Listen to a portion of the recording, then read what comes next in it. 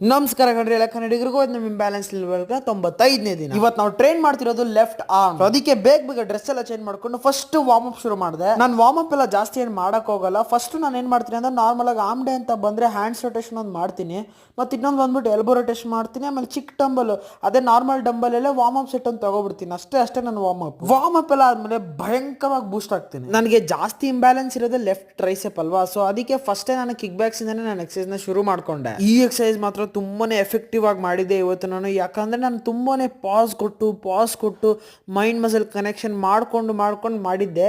ನಾನು ಫಸ್ಟ್ ಸೆಟ್ಟಲ್ಲೆಲ್ಲ ಏನು ನಾನು ಪಾಸ್ ಕೊಟ್ಟು ಮಾಡಲ್ಲ. ಇನ್ನೇನು ಫೇಲ್ಯೂರ್ ಸ್ಟೇಜಲ್ಲಿ ಇರ್ತೀನಿ ಅಂತೀನಲ್ಲ, ಆವಾಗ ನಾನು ಪಾಸ್ ಕೊಟ್ಟು ಮಾಡೋದು. ಬೈಸೆಪ್ ಇಂಬ್ಯಾಲೆನ್ಸ್ ಏನೋ ಸರಿ ಹೋಗ್ಬಿಟ್ಟಿತ್ತು, ಸೊ ಅದಕ್ಕೆ ಒಂದೇ ವೇರಿಯೇಷನ್ ಬೈಸೆಪ್ ಕಲ್ಸ್ ಮಾಡ್ಬಿಟ್ಟು ನಾನು ಎಕ್ಸರ್ಸೈಸ್ ಕಂಪ್ಲೀಟ್ ಮಾಡ್ಕೊಂಡ್ಬಿಟ್ಟೆ.